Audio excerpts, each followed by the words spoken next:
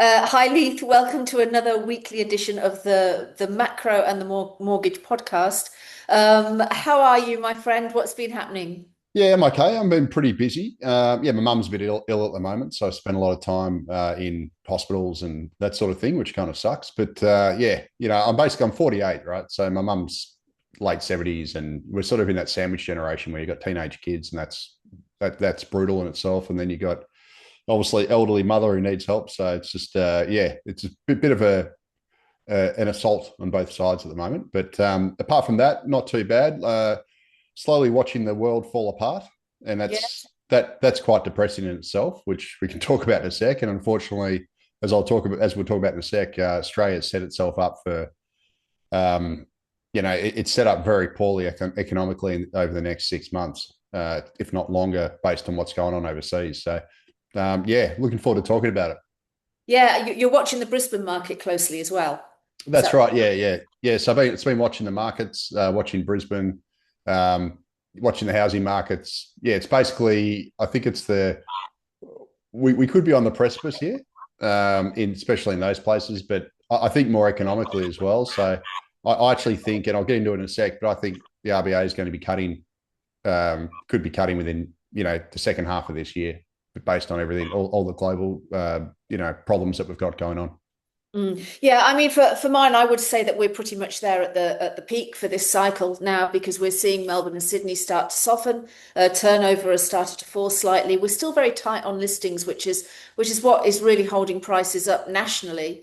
But although the national gains are still there, they're slowing. They're slowing in pace, and I think we need to recognise that there's not a lot coming up that's going to push these markets or lead them into acceleration. Certainly not with. I went to the petrol station this morning, actually following the conversation that I had with you yesterday, where you said, Catherine, keep your car full of fuel. Not that I do a massive amount of driving, but I did stop and fill it up and was stood behind a lady that went to the counter to pay and didn't believe that it was her bill when she got there, where the cashier was telling her what she owed, and she said, "No, that can't be right. That can't be right." And he was trying to say, he was saying like, he said, prices have doubled, because she's like, "That's not usually what it costs."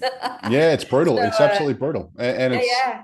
I'm more worried about, rather than the cost, I'm worried about shortages. And I actually went to. I've done prepper shopping, would you believe? So I don't want to sound too doomerish, but I'll get into it shortly. But I think we're going to have shortages in a lot of stuff. So as a result, I've stocked up on staples and that sort of thing, making sure my cupboards are full, so that when the shortages come, I don't have to stress out about it. I've got 4 people in my family, so I've got teenage kids and they eat a lot and whatever. So anyway, it's yeah, it's interesting times. Unfortunately, this decade has turned out to absolutely suck. We've had obviously COVID, the pandemic, lockdowns. You and me both in Melbourne, where it's the worst.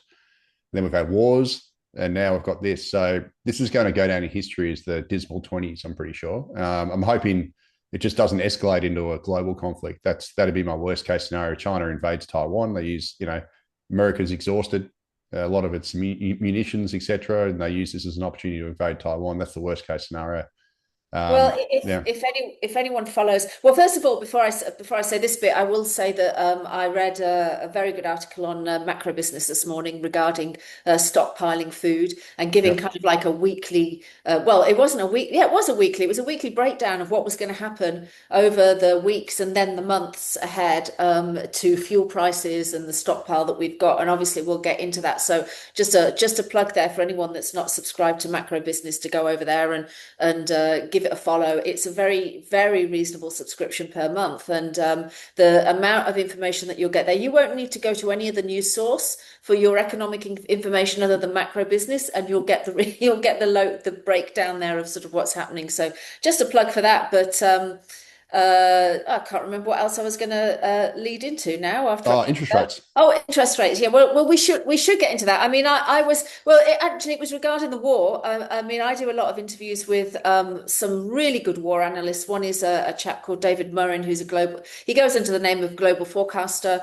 He runs his business out of the UK, and I've been talking to him for a long time regarding this. Is this already is World War III. And if anybody doesn't think that the two regional wars are not going to sort of lead that way, then they're deluded. And I think even just hearing you, who are quite conservative when it comes to these discussions, on where war can escalate, talking about China potentially invading Taiwan and this area, I mean, the South China Sea, and then it's very important, obviously, to China and securing its trade routes, particularly under these times. So it's a really scary atmosphere, and it kind of harks back a little bit to what happened in 2020 when we were facing restrictions through that period of time and a lot of unknowns. So let's bounce into the data anyway. We're starting off with interest rates. Of course, rates Yeah. went up.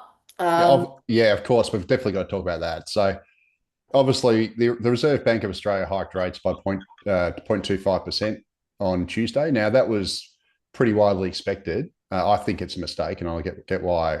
I'll say why I believe so in a second. But yeah, look, it was a very close cut decision. So basically, 5 RBA members chose to hike, and 4 were against. So it was a line ball. If one of those had gone the other way, we would have had a hold decision. And financial markets are still tipping 2 more rate hikes this year. And that's the chart on the top left. That's basically the historical rates mixed in with the forecast after the dashed line. So if that comes to fruition, we'll be at a cash rate of 4.6% by the end of the year. That'd be the highest in like 15 years. That would mean that, and I've been through this data before, so I won't harken on it too much, but the bottom tables there sort of show the impacts on the average sized first home buyer mortgage. So in December quarter, it was 607,500. 4 rate hikes this year would raise monthly mortgage repayments by $390 per month.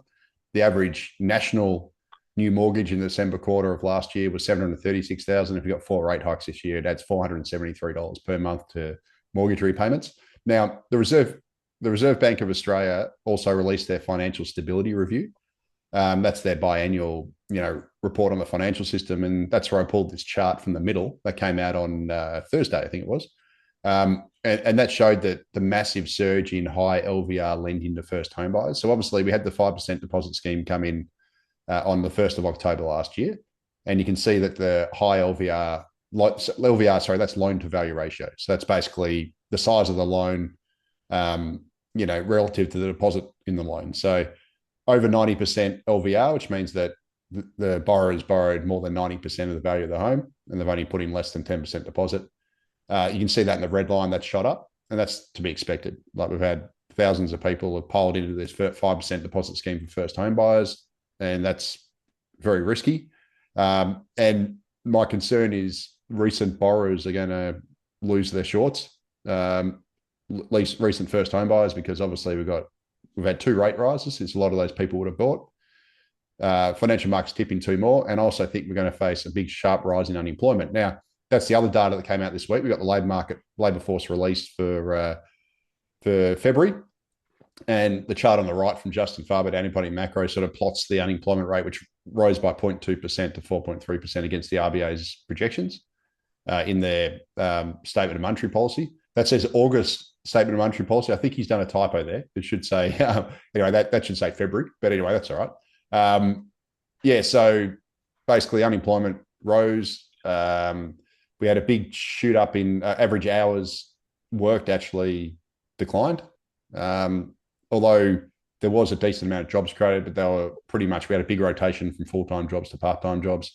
That was the other data. Now, I'll get into why I think the RBA is setting Australia up for GFC, a repeat of the global financial crisis in 2008. You can see on the chart on the top left, the global financial crisis started. It started in late 2007, with the subprime mortgage crisis in the US, which hit sort of late in 2007. Now, that the Reserve Bank of Australia back then, because we had inflation pressures like we do now, et cetera, the economy was strong, whatever. The RBA actually, after the US entered the subprime mortgage crisis in late 2007, the Reserve Bank of Australia hiked rates by a full 1% over the next year. So that's 4 rate hikes. So it's kind of similar to what we're experiencing now, where 2 rate hikes in, the markets think we're going to get 2 more. But then what happened is the US subprime mortgage crisis obviously morphed into the global financial crisis, which hit Australia officially in September 2008. And that when Lehman Brothers collapsed. And the genesis of Lehman Brothers collapse was the subprime mortgage crisis. And when that happened, so when the GFC hit in September 2008, obviously financial markets crashed. So the stock market was down by about 50%, like halved. And the Reserve Bank of Australia then did a whole bunch of emergency rate cuts. And you can see that in the chart on the left. You see the massive decline in interest rates after the GFC. The Reserve Bank of Australia actually cut rates by 4%, right? They did all these emergency rate cuts because of the GFC hit. I've got a sneaking suspicion that we're going to experience a similar kind of scenario. So the Reserve Bank of Australia might hike again in May, which is what the financial markets think. And then I wouldn't be surprised if, because of this, I think that we're going to have a global recession based on this Middle East war and the energy shock. And Australia is particularly exposed to that energy shock, which I'll get to in a moment. But I think the Reserve Bank of Australia, there's a very high chance that the Australian economy effectively seizes up and we have a rise in unemployment. The Reserve Bank of Australia, within maybe 6 months, it could be earlier, I don't know, I'm just second half of this year, is actually starting to cut interest rates. And that'll be kind of similar to what happened during the global financial crisis. Now, onto the energy market, and this is real worry here. Obviously, the war in the Middle East isn't going to plan.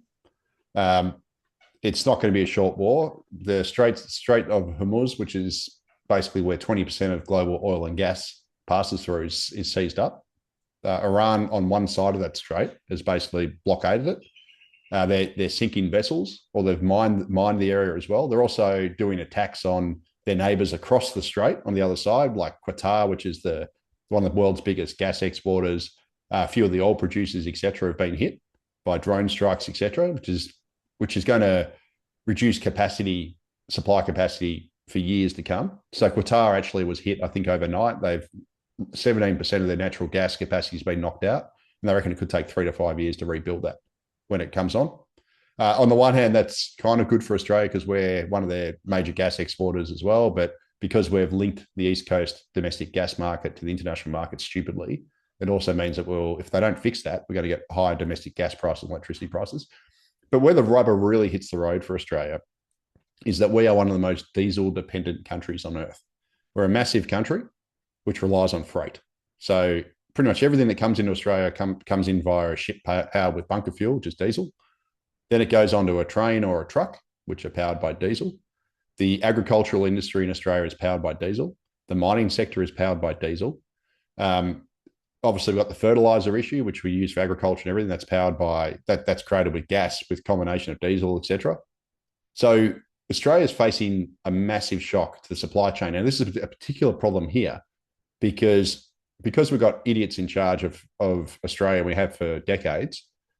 The International Energy Agency has set a minimum requirement for countries to have 90 days worth of liquid fuels, that's petrol and diesel, on hand, and also aviation fuel on hand in case of an emergency. Our idiot governments, this is the past governments and the present governments, have ignored that warning, and they've assumed that petrol and diesel and aviation fuel will be available to Australia on demand in a just-in-time basis. And as a result, they've only had about 30 days reserve of these fuels. Now, that's the chart on the left, which shows the national oil stockpiles. You can see that even New Zealand has 90 days, but we've got about 30, right? And some of that's not even real storage. It's like it's storage over in the US, which they can then transport to us, or it's ships circling Australia's territories, which don't necessarily have to transport to Australia. They can go, we're getting a better price over there, we'll go over there. To add insult to injury, Australia has very few refineries now. So back in the early 2000s, we had 7 petroleum refineries, which produced petrol and diesel, and maybe aviation fuel. I'm not sure about that one. Now I've got 2, right? So the problem with it is storing petrol, diesel, aviation fuel is actually problematic because after about 3 months, it starts to go off. And so governments have said, it's too expensive to store and continually rotate it through the system. So it's fresh. But you can store crude oil forever because it's already come out of the ground anyway. It's been in the ground for millions of years, or hundreds of thousands, or whatever it is, years, however long it takes to make crude oil, millions of years.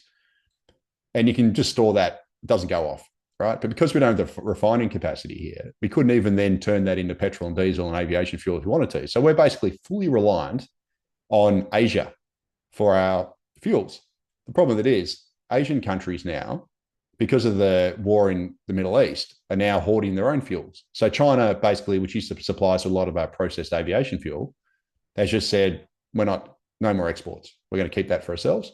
Which you also got to think, hang on, if we ever went to war with these guys, which hopefully never happens, they control our fuel supply, so we can't fight back. We're stuffed, right? Thailand and Singapore now have rationed their supply for themselves.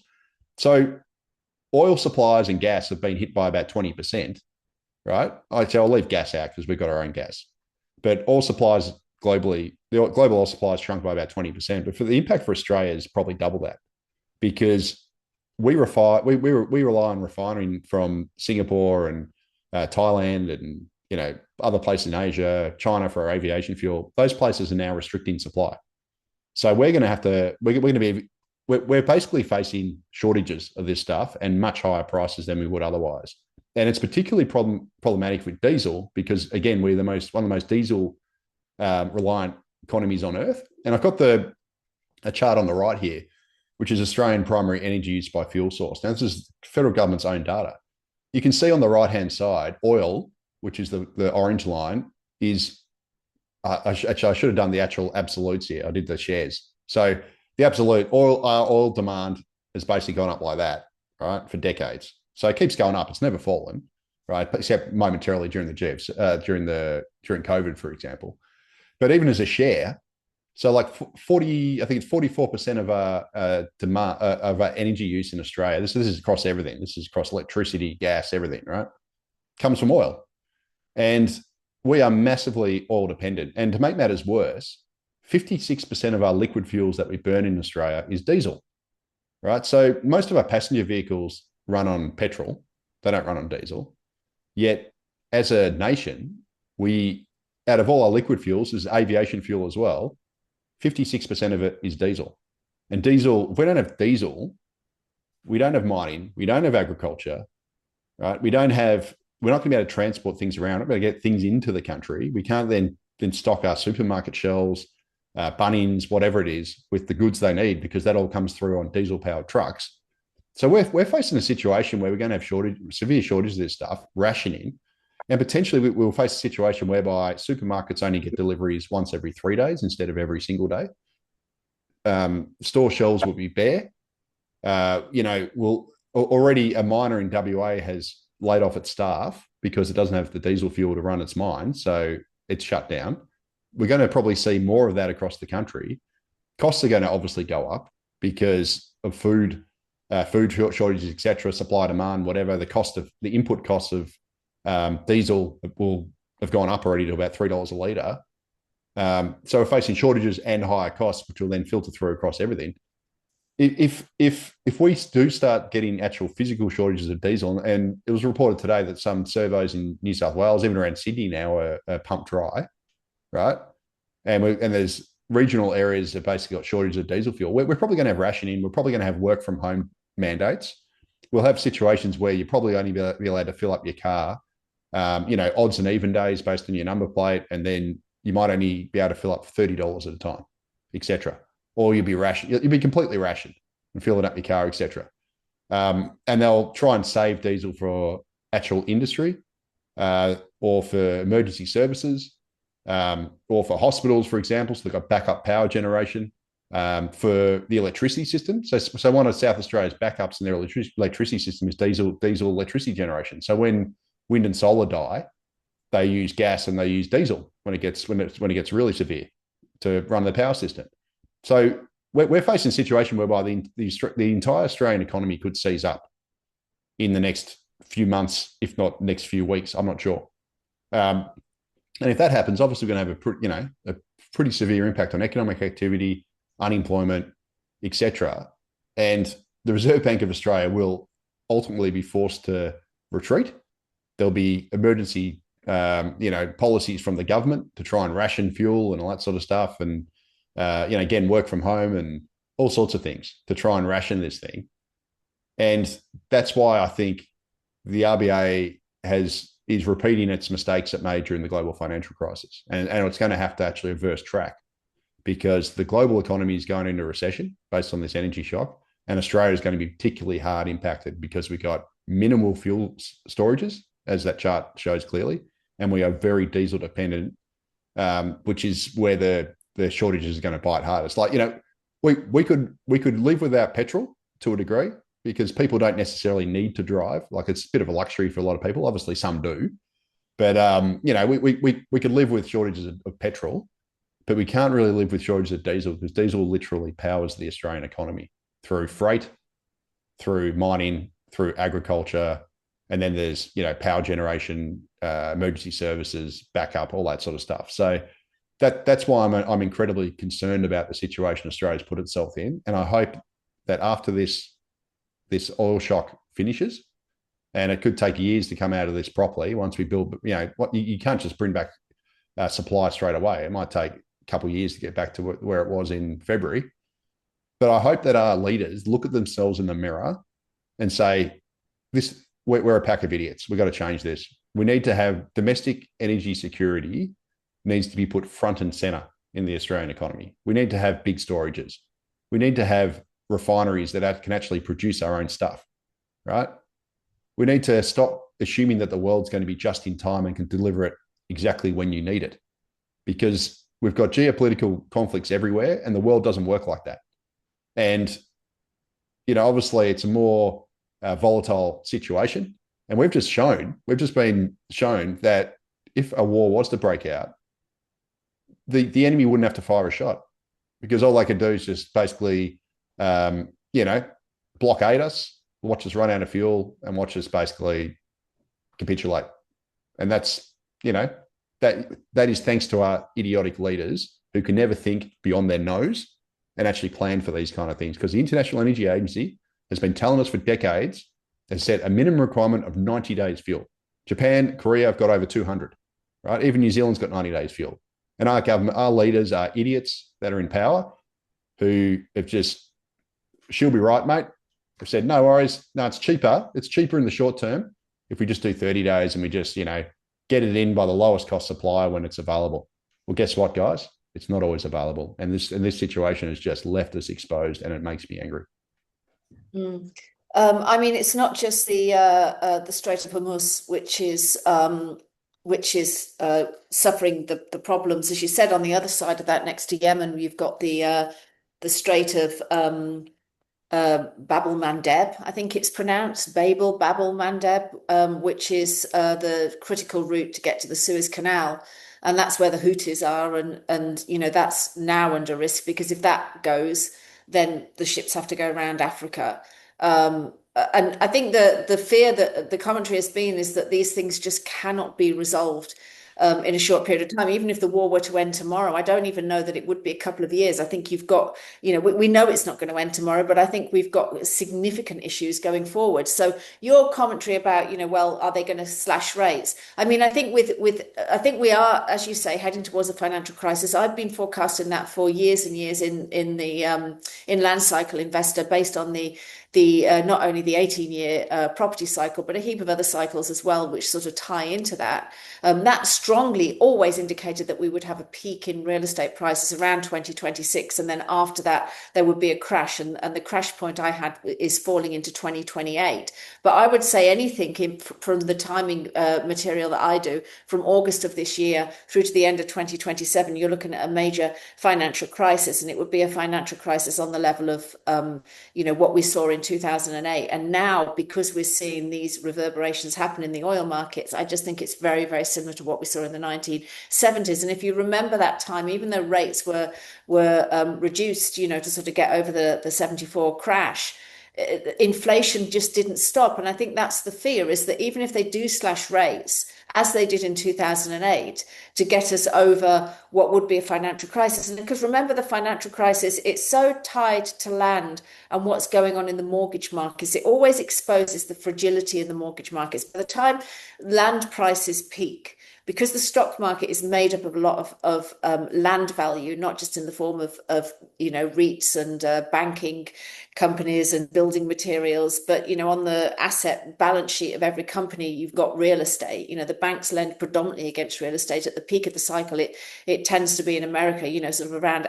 80% of bank lending, maybe even more, lent against land as collateral. Once that market peaks and then interest rates are increased, and then you start to see the fragility in the system and people starting to sell on the margins, and then banks writing down loans and so on and so forth, as actually we've seen recently with JP Morgan in the US, then that's where that the cycle is basically up. And the fragility in the system, which is always there, because you'll always find mortgage fraud at the peak of this cycle. We saw it in the savings and loans crisis in the 1990s, saw it in the subprime crisis, and I imagine that we'll see it again, probably more so in the private lending sector.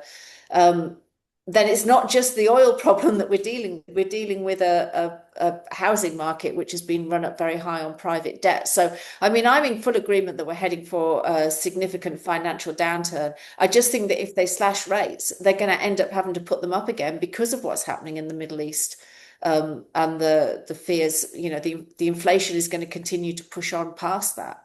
Yeah, oh, absolutely. We're going to face a pretty big fall in real household disposable income because this is inflation shock. So we're basically into a stagflationary environment where very low growth, appalling productivity growth, and obviously high inflation. And there's another thing. So some of the solutions is, this is why we need to put electric cars everywhere or whatever. It's like, yeah, okay, fair enough. But even if every single passenger vehicle in Australia was magically, if we replaced every single passenger vehicle in Australia with an electric car, it would only reduce our liquid fuel use by 25%. And guess what? It's not in the area that we've got the biggest problem, which is diesel. Like diesel, you can, as I said, you can do without petrol, right? To a large degree. Obviously, it's inconvenient, right? But but you can still run the economy because the economy runs on diesel. It doesn't run on petrol because diesel is used in freight. It's used in mining, it's used in agriculture, and it's used in backup power generation for hospitals, and also for parts of the grid, like in South Australia. So, that is Australia's big key vulnerability here. We need to have diesel availability here, and unfortunately, we don't. And this is just absolute, moronic stuff here from Australian governments over a very long period of time on both sides of the political fence. We need to go back to the era of Henry Ford and hemp. Have you read about that period of history? No, but is that more about self-sufficiency and that sort of thing? It was, well, when he sort of first came out with his idea for the car. I mean, it was kind of like these plastic based cut that were made from plant materials, and hemp was used to fuel them. And the idea was to give the farmers the ability to grow the hemp that would be used to fuel the cars. And someone watching this is going to know more about it than I do. Unfortunately, I don't think that it work at the population level because you wouldn't be able to power how many vehicles you got in Australia? Like 12 million vehicles on there's just not enough land in Australia to ever produce enough fuel. I mean, the reason why petroleum is so good is because a litre of petrol or diesel in a reasonably fuel efficient car can get you 8 k's. Oh, actually, 8 k's isn't even a fuel efficient car, but like in a fuel efficient car, you can get 10 k's, and if you have a hybrid, like a Japanese style old fashioned hybrid, you can get more like 20 k's, and there's just nothing can beat that for energy density, unfortunately.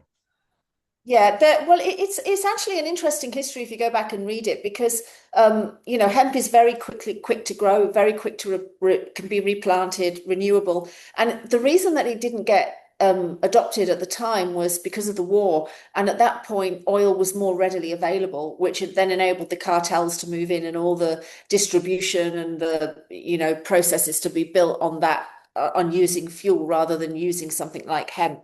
But even now, I think that the hemp industry is highly regulated because it can be used. And I mean, I've thought about the land question as well as to whether it would be possible to scale it up.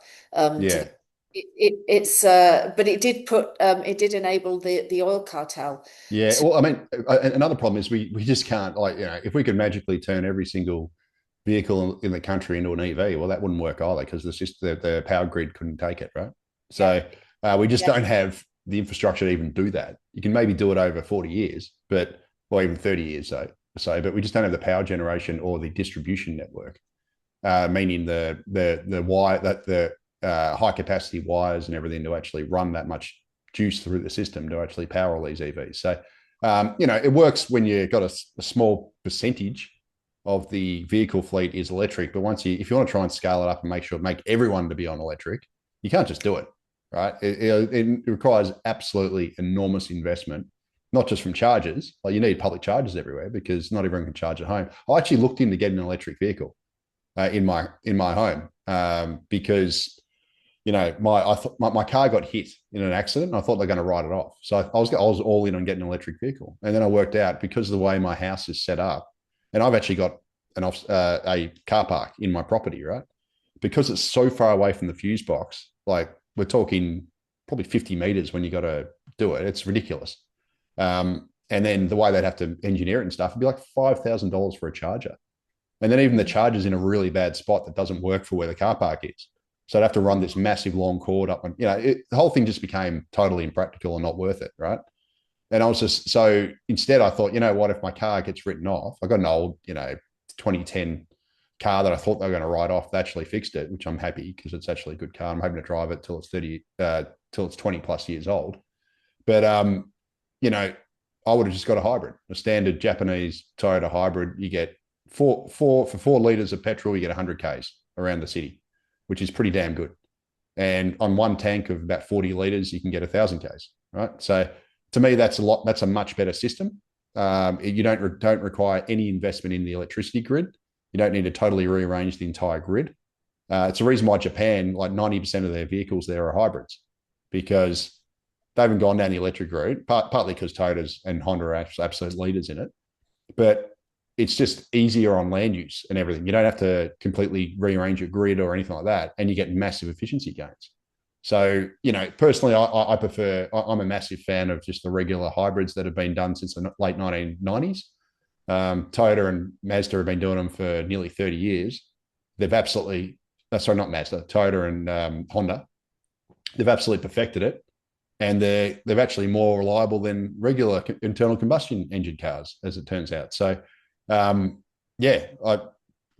just needs to go for efficiency, right? We need to get more bang for the buck in how much energy we use. And if some people want to get EVs, go for it. I don't care. Do whatever you do. It suits you. You do you. But for others, I think hybrids, just standard Toyota hybrids or whatever, are the way to go. And we'd be able to use a lot less fuel and without the massive impact on the energy system, the electricity system having to completely refigure the grid and all this other stuff, which is very difficult. And also putting strain on generation as well. Yeah, I mean, there's nothing like Australia for being. Australia is notoriously behind Backward. on everywhere else in the world on innovation and Yep. doing this type of stuff. I But know we're that. but we're leaders in property speculation. Well, that's what we kind of sort of build on this, and I think the tax system, obviously, which bends people towards speculation rather than research and development, isn't a great idea either. But uh, I know we are doing some brilliant things in innovation because I'm trying to think of the lady's name. I went to see a lecture at Sydney University about it, but it's like it reminds me of 3D printing for houses. Overseas they have entire housing estates that are 3D printed, that can be constructed in a short period of time, much cheaper construction, much cheaper property prices. Even in Germany, I think they're 3D printing apartment blocks. Here, I think we managed to 3D print a toilet block in Darwin. I think that was one of the first things that we 3D printed. And then someone did send me a picture yesterday of a 3D printed house in Ballarat. Part of the problem with that is the getting it past council restrictions. We have all these building codes and the whole thing, sort of the whole compliance thing has to be rewritten in order to enable 3D printed homes to be generated en masse in Australia, and then, to sort of get to that stage. We'll get there because the rest of the world is going to get there before we get there. But it's frustrating when you see that. And actually, when we get there, it will be interesting analysing data, because then maybe it's not going to be so much about, can we construct something in time? We were having this discussion with Cam last week, where we were talking about how long it takes to get building approval. It would be more, oversupply of buildings, whether we've got how much the land costs, because I actually think it'll make land costs go higher, because it would reduce the cost of building, and therefore there'll be more money to bid up the price of strategic locations, or significant, locations that are very well facilitated. But let's keep moving through. Yeah. So the other bit of interesting bit of data this week. Now, just quick refresher on last week. Last week I presented the charts on the left these are from Jared Minak. He did a couple of reports. He's an excellent independent economist. He used to be the chief economist at Morgan Stanley, then went out on his own. And he basically showed that population growth is one of the main drivers of house prices. And that's the chart on the left globally. So he's not saying it's the main driver, but it's the main driver that accounts for the difference in Australia's stronger house price growth versus other countries. So obviously interest rates and all that, and borrowing capacity, which is more of a global thing, because we've all had similar increases in borrowing capacity with the Basel II capital rules, et cetera, which were global banking rules, which basically fueled house prices everywhere to a degree. But, one of the factors why Australia has experienced much stronger house price growth is because it had high population growth.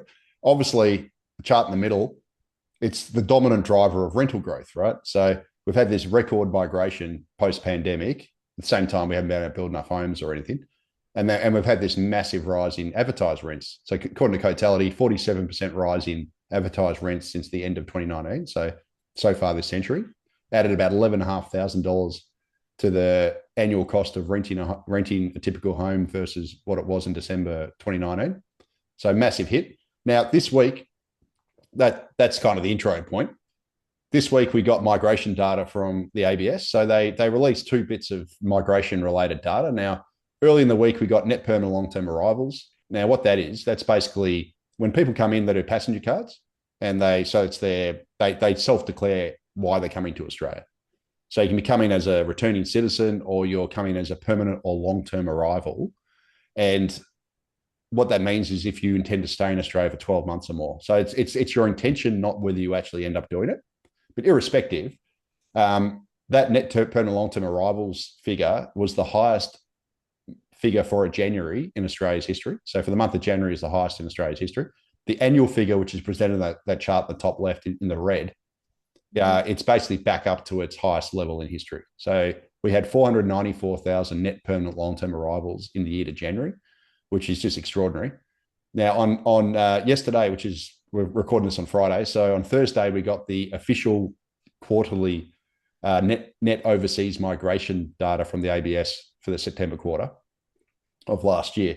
And what that showed is that net overseas migration has actually reaccelerated. So it looked like at the end of last year, it was starting to fall, albeit at unbelievably high levels historically, but actually rebounded. It went from about 304,000 in the second quarter of last year up to 311,000.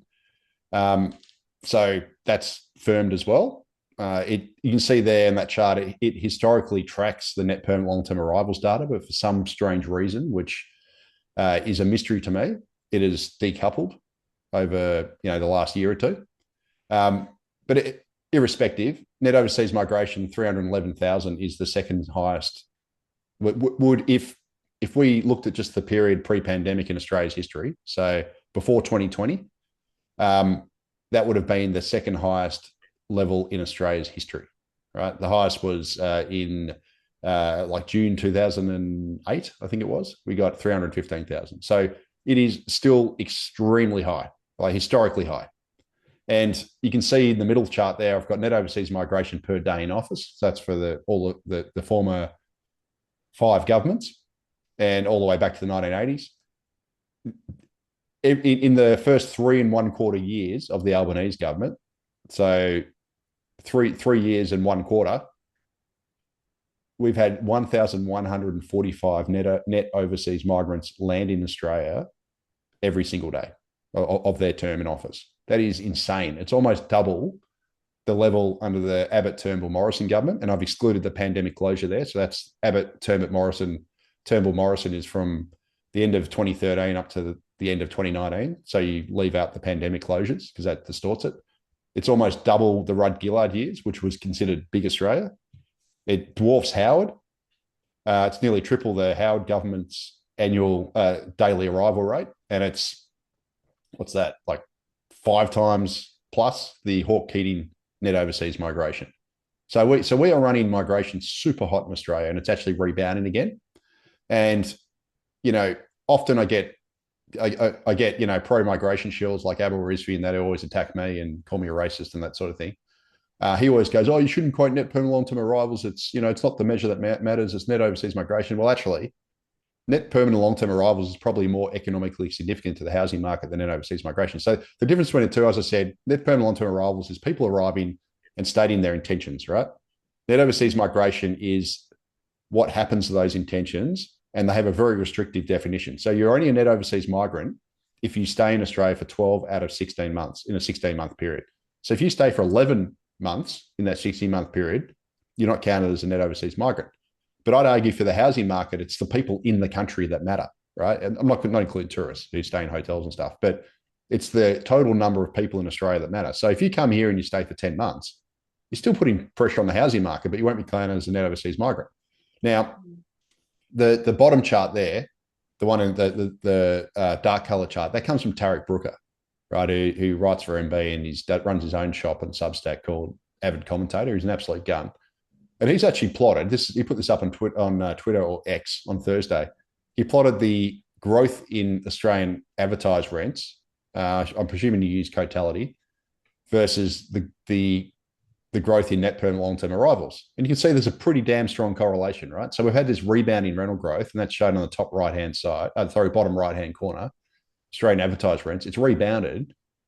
And you can compare that to the red line on the top left chart of net permanent long-term arrivals. It's a bit suspicious, isn't it? Net permanent long-term arrivals has rebounded. Advertised rents has rebounded. That sort of suggests that actually has a bigger impact on the rental market than if you're officially a net overseas migrant, which is measured later by the ABS, right? And it's based on that restrictive 12, 16-month rule. But irrespective, I've shown the top right-hand corner from Cotality, the rental vacancy rate, according to them, is tracking its lowest level in recorded history, right? It's fallen to a new record low. We've had a 47% increase in advertised rents since the end of 2019. Advertised rents are now re-accelerating, as the bottom right chart shows. They're now tracking at like 5.5%, which is higher than wage growth, obviously. So the rental crisis is just getting worse. And it's getting worse because our idiot government keeps the immigration spigots, nearly on full blast.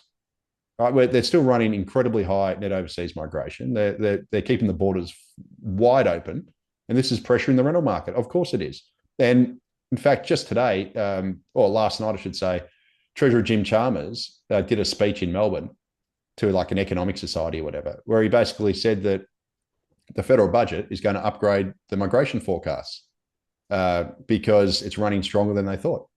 So they thought that net overseas migration this financial year would fall to about, I think it was 260,000 by memory.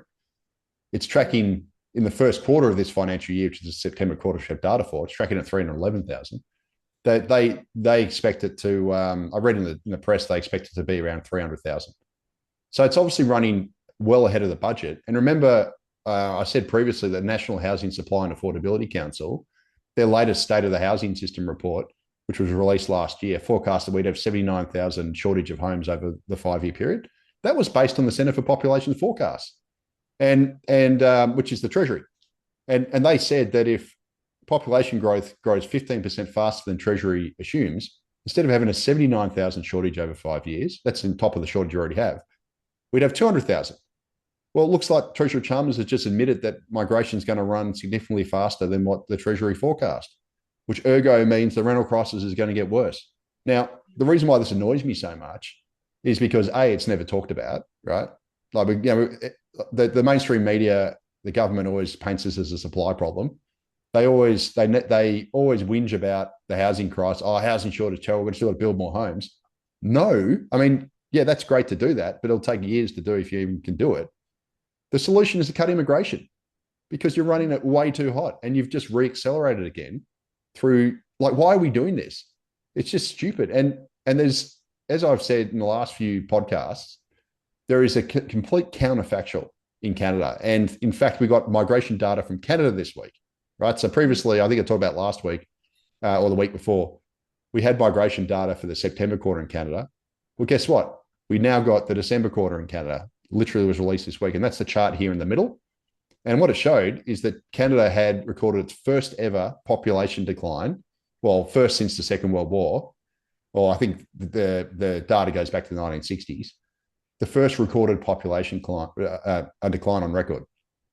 And Canada actually had, because Canada has basically put restrictions, they've cut the permanent migrant intake, and they're basically trying to reduce the number of temporary migrants in the country. So in, I think it was 2004 at the peak, they had 7.6% of Canada's population were temporary migrants, or they call them non-permanent residents over there. Now they're trying to manage that down. It's fallen to, I think the latest reading is about 6.4%. So they're actually booting out temporary migrants. They're trying to shrink the number. And as a result, the population's falling in Canada. Well, as I said last week, the chart on the top left shows that chart's taken from 2004, early 2004, when Canada's rental crisis was at its worst, like Australia, where they just had a record immigration boom. Rents were growing at their fastest level in history. They had record low rental vacancy rates. The difference is the Canadian government in mid-2004 slashed immigration, and now they've had their first ever population decline, or the first decline in, 60 odd years of records, and their rental crisis is being solved. And that's all the charts on the right. And I've already been through these previously, but Canada has recorded 17 consecutive months of falling rents, right? Which accords to the cut in immigration. Their rents are down, I think, $172 per month versus what they were at the peak. So tenants are saving, what's that, over $2,000 a month in their rents now because rents have fallen. Their rents are tracking at a 33-month low, right? So great news if you're a renter, you're paying less, you've got rental affordability now. All the government's done is cut immigration, and the percentage of income required to service the median rental in Canada has fallen below their 30% affordability threshold. That's the chart, the bottom right chart. So it was tracking at 34% of income to rent the median home in Canada 2 years ago. Well, now it's 29%. And you can see it's the best in probably 10 years. Unfortunately, the chart doesn't go back that far. But, this is just proves without a shadow of a doubt that if you run an immigration program that's too high and is beyond the nation's capacity to build housing infrastructure, you end up with record low rental vacancy rates, soaring rents, and a rental crisis, right? And that's what exactly what Australia's experienced since the start of the pandemic, right? We've got a 47% increase, according to Cotality, in advertised rents. The typical renter now is paying $11,500 more to rent the median home than they were in December 2019. Wages have gone up at 1/3 the rate of rents. So rents have risen 3 times faster than wages, right? So they're getting absolutely crushed here by high immigration, and immigration's accelerated again. So the government has just literally spat on renters by running this absurdly high immigration program.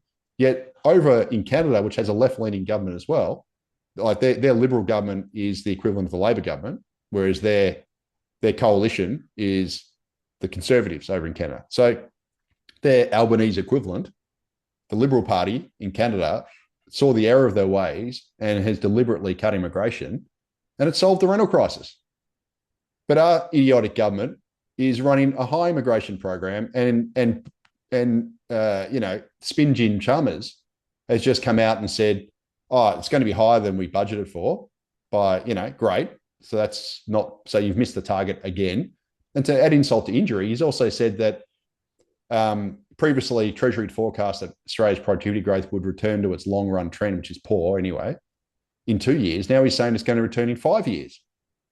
So our productivity growth sucks as well. It's going to be worse than what they forecast. And one of the reasons why he said our productivity growth sucks in his speech is because we've had declining capital deepening. And capital deepening, one of the reasons for the declining capital deepening is high immigration. So capital deepening has basically been one of the main drivers of Australia's productivity growth since the Second World War, and not just Australia, but advanced economies. And I've said this previously, capital deepening happens when you supply your workers with more or better capital and technology, etc. So more tools to work with, more machines, whatever. It makes them more productive, right? But we've actually had a decline in capital deepening. And in fact, we've had capital shallowing, whereby it's measured by a thing called the capital to labor ratio. So capital is all your machinery, tools, that sort of thing. And then the labor is just the number of workers. And the numerator, we've had very poor business investment for about 20 years. So that's the numerator of that ratio. But we've also run the highest immigration in the nation's history, which is the denominator. So if you have a falling numerator and a rising denominator, your capital rate labor ratio crashes. So here we are. Treasurer Chalmers does his speech saying, "Oh, sorry guys, immigration's higher than we thought. Productivity is going to be lower than we thought. One of the reasons why we've got poor productivity is because we've had less capital deepening, which is capital shallowing. But one of the reasons why we've got less capital deepening is because we've run higher than budgeted, higher than expected immigration, which has increased the denominator of the capital to labor ratio.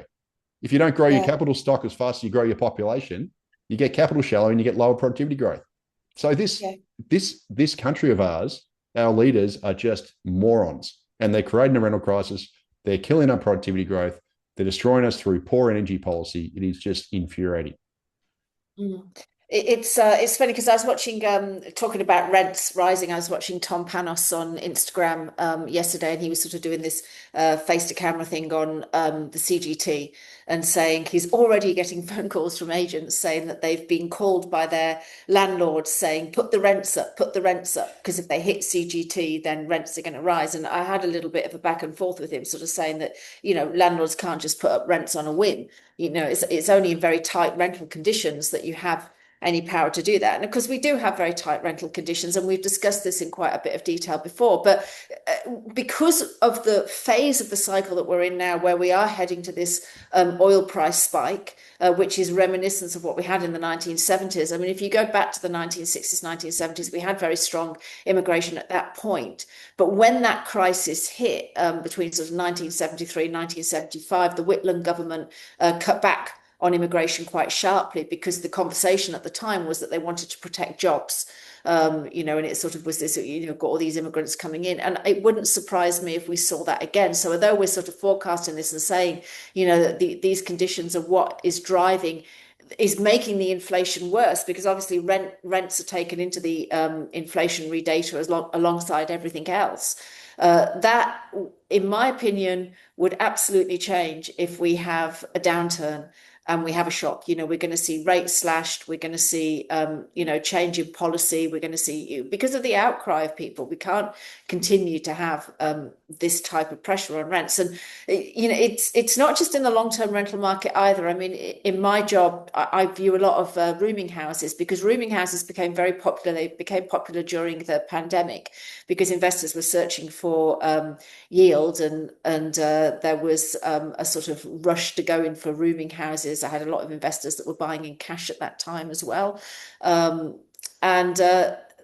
there's no room. I mean, there's no room in the rooming houses. Even the rooming houses are doing well, where they've got high demand. They're fully rented out. It costs an absolute fortune.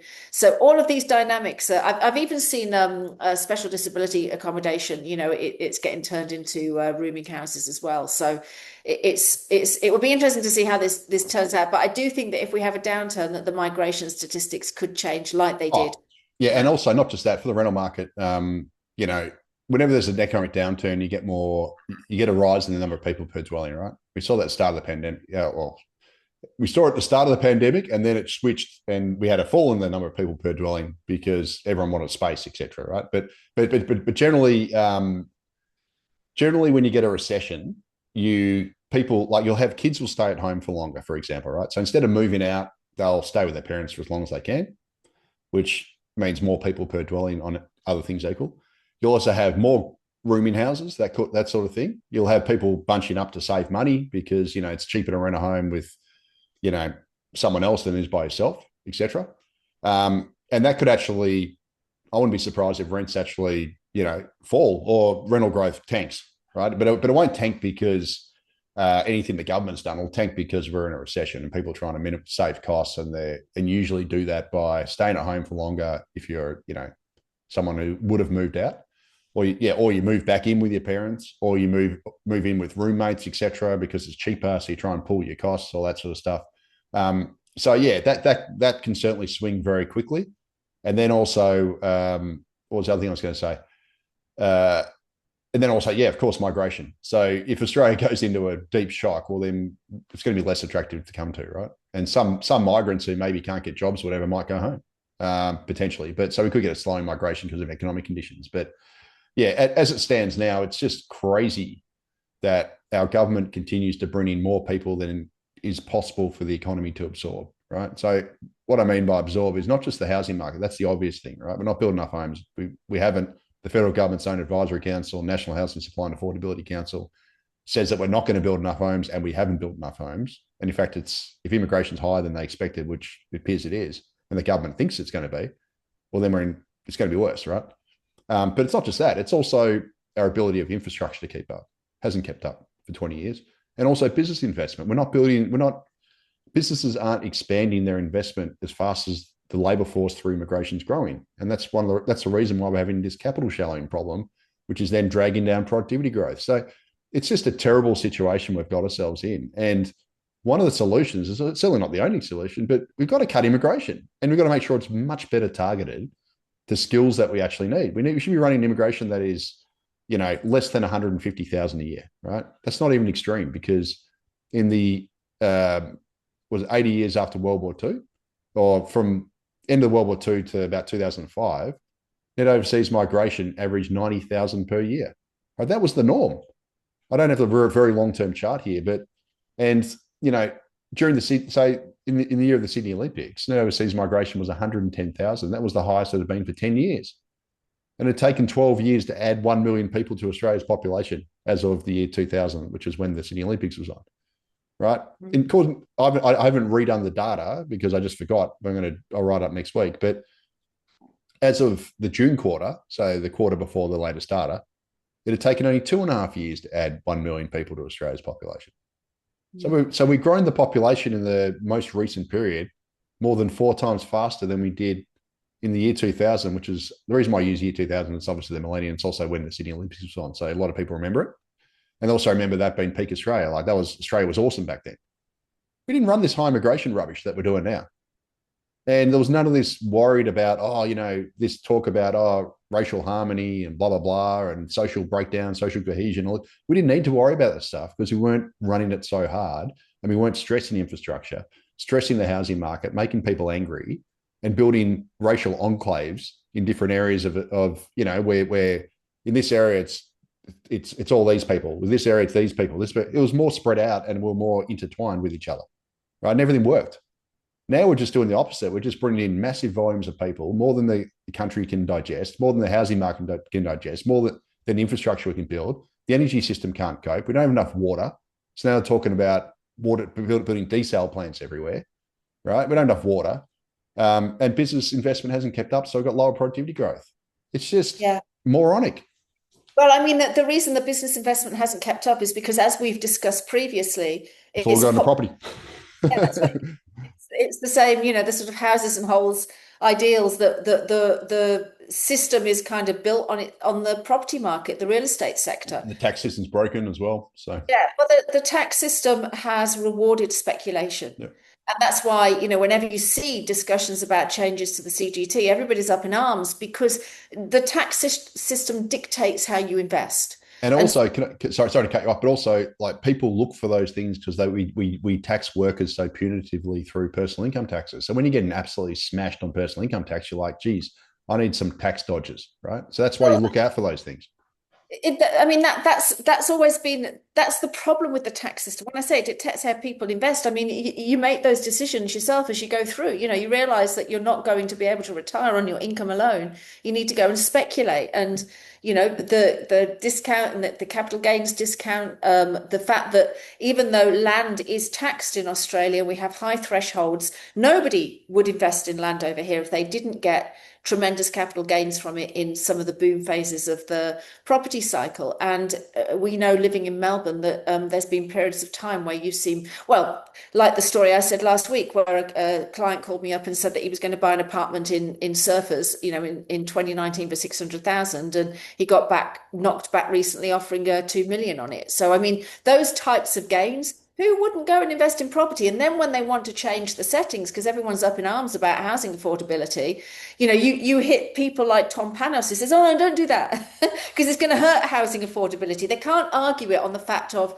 we don't want our capital gains taken away. And who does when you're investing in housing? It's totally understandable. It's exactly the same as what we saw in the taxi cartel, where Uber came in and the licensing system broke down, and they took away those gains from the licensing system, and the shortages went. And all of a sudden, the people that had invested in those and were hoping for their retirement income from them were up in arms about it. It was better for the market, for the commercial market, to have Uber come in and increase the supply of private vehicles that you could use to get to places, but it didn't suit the investors. And that is the core problem that we're dealing with. We sit here and we talk about housing affordability, and my argument, I mean, particularly as president of Prosper, that was always my argument with that. We don't need to convince renters that we need housing affordability. We need to convince the property speculators. Then that is your mum and dad investors that own, one or two properties and that have set themselves up for retirement. They're the ones that we need to convince, because once people get a foothold into the property market, they don't want affordable housing. They want to see their property go up. I don't want to see properties that I own go down in price. Even though I'm sat here talking about, with you, talking about, yeah, we need to cut migration and we need to improve affordability. Now, I've worked for many, many years. I, stood as president of Prosper Australia and shot myself in the foot as a real estate agent, arguing for higher land taxes. But in arguing for that, that's where the argument comes from, as in, if we increase land taxation, if we start to take speculation away from the property market, because we are taking away the incentives, the capital growth incentives that, which you do through land taxation or increasing the, changing the capital gains settings, then we need to have a compensatory drop in the punitive taxation against productivity and labour. There needs to be a tax switch that we need. And that has always been Prosper Australia. I give them a plug, even though I don't serve as president there anymore. But, that has been the argument. It's not only the argument of Prosper Australia. Prosper Australia is built on the premise of Henry George. And I think Henry George was only reiterating in his time what most of the classical economists were saying. I mean, even the Henry Tax Review argued for this. It argued for less taxes on income and productivity, and more broad-based taxes on things like land and the mining industry. And after that, that was when we saw that massive campaign from the mining industry saying, don't touch the mining industry. And I remember ordinary people getting behind that campaign. It was so yeah. I'm in the pocket of Gina Reinhardt, the billionaire. That's right. It's like, come on, guys, what are you doing? Yeah, I know. But the point about this is you cannot have both. You can't, and this is, so it's not so much about knowing what you need to do to change this. Like it's a no-brainer to say, okay, we need to cut migration. We need to change, we need to take speculation out of the property market. That's going to give us affordable housing isn't difficult to achieve. You can get affordable housing. You can get housing that is cheaper in price, through a number of policy settings.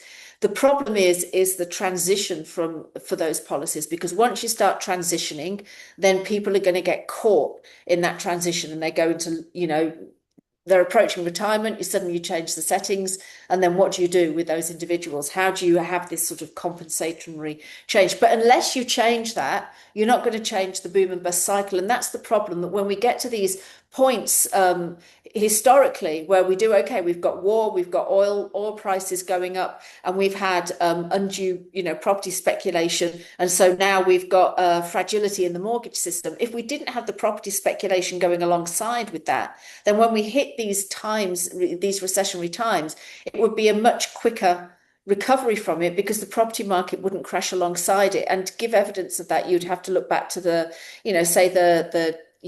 2001 recession, the dot-com bubble, which didn't have a property crash, so that it recovered very quickly. Even the COVID recession was a V-shaped recovery. It wasn't a property market crash. it recovered very quickly. The early 1980s recession recovered very quickly compared to the early 1990s recession, which was a severe property market, commercial property market crash. So, I mean, and when property crashes, it brings down all the industries that are tied to the property industries. So not just, the financial industry and everything, but the moving companies and the, anything that's tied to, people moving and buying furniture and renovating and doing all of that. So a lot of small businesses get caught in it as well.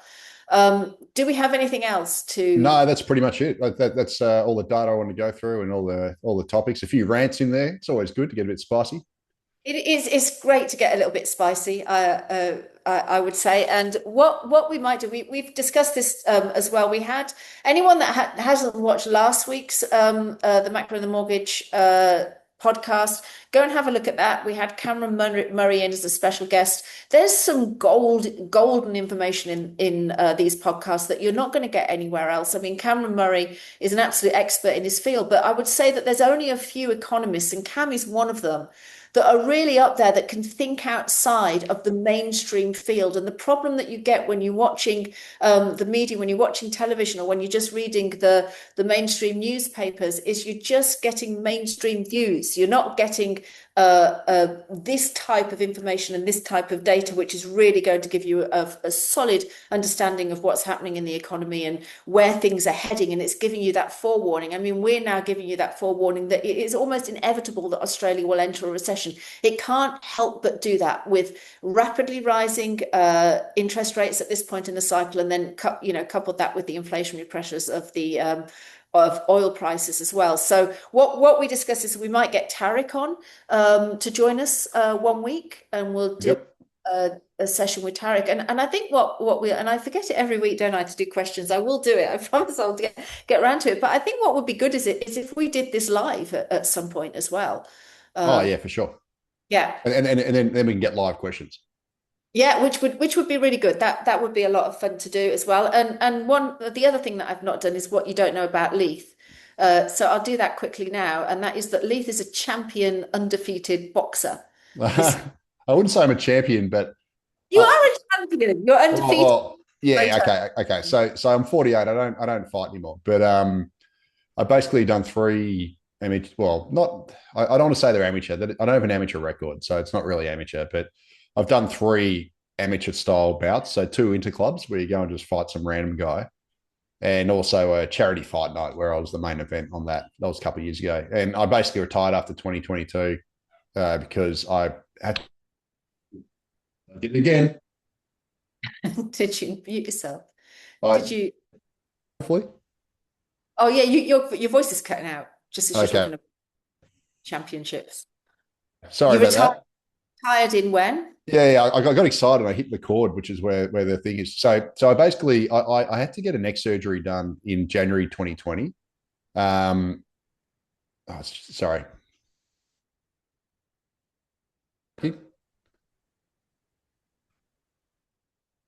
No, you're cutting out. Yeah, sorry. I did the same as last week. I got excited and I whacked the boom, and then I knocked it out, and it's done it again. Anyway, so in 2020, 2022, I had to get neck surgery. So I had to get a disc replaced in my neck, which is here. They basically cut here, moved my throat to the side, went to the back, jacked up. They jack up your vertebrae. They took out I had a herniated disc, a totally ruptured disc, and it was basically causing nerve pain and everything. It happened during my January holidays then. Absolute agony. They replaced it with a flexible disc that cost like 20 grand. It was insane. Luckily, I had good private health insurance. So it's all good now. But I promised my wife I wouldn't do any more boxing. And then the opportunity came up to do a charity fight night. And I said to her, okay, one more. And that was my retirement fight. And so I did my first fight in 2019. So I was 40, so I'm 48 now. I was like 44 or something. I can't remember. I'm losing track of time. It's like 6 years ago. Yeah. So yeah, 44 or something. And then I did one more in 2020. So I did one just before I went into lockdown, literally the March, 2 weeks before we went lockdown. And then I did my retirement fight in 2022. And yeah, I won them all. So, I won the first one, got a draw in the second one. The second one was against a 26-year-old guy, and I got a draw, and then won the third one. So Yeah, undefeated. I still train. I actually trained this morning, but I don't fight. I don't do any sparring or anything just because I'm worried about my neck, and I'm also too old. And everyone else is getting young, and I'm getting older, and I'm getting slower, and you just can't. So now I've gone in doing weights and other stuff. So that's pretty much that. Yeah, we've had many discussions over the years about health because you've always worked out, and I've often complimented you whenever I've seen you on how fit you look, which has buffed your ego up. Oh yeah, Very it's always nice because I've always told my wife, I'm always flexing for her, and she's yeah, much. she thinks I'm an idiot. So I'm married to like the greatest. I mean, not going to sound a bit soppy here, but yeah, I've been with her for 28 years. She's an absolute awesome. And but yeah, I'm always flexing. I'm always going, hey, look at this. You're so lucky. Blah blah. I'm joking. I'm like, of course, I'm joking. But and she just always responds like, "You're a idiot," like fill in the expletive or this sort of stuff just brushes me away. But I'm always doing it just to be an idiot. So we Mm. clown around a lot at home. Yeah, just crack a lot of bad jokes, a lot of bad dad jokes. My daughter used to laugh, and now she just rolls her eyes and just because she's 15 now and at that age where she just thinks I'm not funny anymore. But I still try. I hit her with bad jokes every day. Yes, yes. At some point, I'll work out how to silence the text messages coming on my computer.